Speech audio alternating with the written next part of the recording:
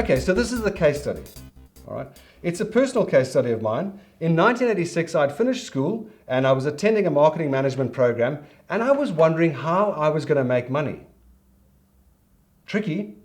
How am I going to do it, I thought.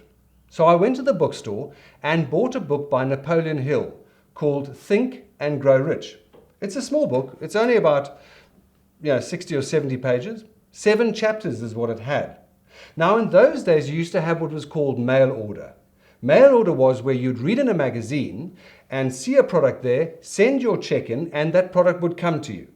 And Napoleon Hill had written this book to show you how to make millions from mail order. Quite clever, I thought. Quite simple as well, I thought. So I bought the book. Chapter 1 would tell you things like, don't make a product which is too heavy to post. So the other thing was to look at how else or what could you do that you could send via mail order. Thing like a record would probably break. That wouldn't be too clever either. Nowadays you don't get records. So Napoleon Hill talked you through 6 or 7 chapters about how to price the product, mark it up by 5 times its value, etc., etc. And so you would get there. Until I got to chapter 6. And I read it and turned the page to chapter 7. And it was blank. Chapter 7 had nothing on it but the words chapter 7. I was dumbfounded by this. How could this be? Napoleon Hill had let me down. He had taken me through all 6 chapters like that, and yet when it came to the 7th chapter to tell me what to do, I was left astounded. There was nothing.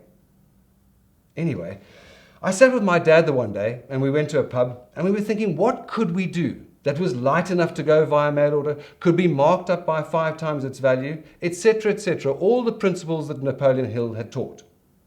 And we came up with an idea, because my dad was in the leather industry at the time, that we could create a leather mat with gold fittings and put somebody's initials at the bottom. We could roll it up and it was easily postable. We could mark it up by 5 times its value. It seemed like a great product idea.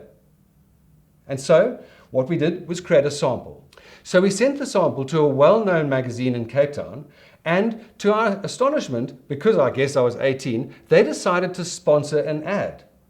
They were even able to tell us exactly how many replies, well, thereabouts. 220 replies, they said, we'd get.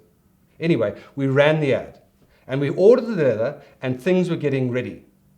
We were very nervous because the leather was expensive, and maybe the product wouldn't work. What would we do? The next thing, the magazine was out on the streets, and people were buying it. I even bought a copy for myself and cut the advert out just to remember. It was jolly exciting seeing this advert and our product on it. 10 days later, I opened the mailbox and there poured out hundreds of orders. I couldn't believe it. Envelopes filled with checks asking for the product. We were astounded. We were working night and day to try and fulfill the orders.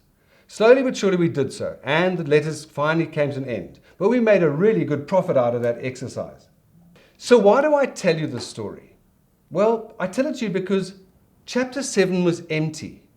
But when I put that book back down by my bedside table, I could see the words think and grow rich. That's right, think and grow rich. Our idea had made lots of money for us over a 6-week period.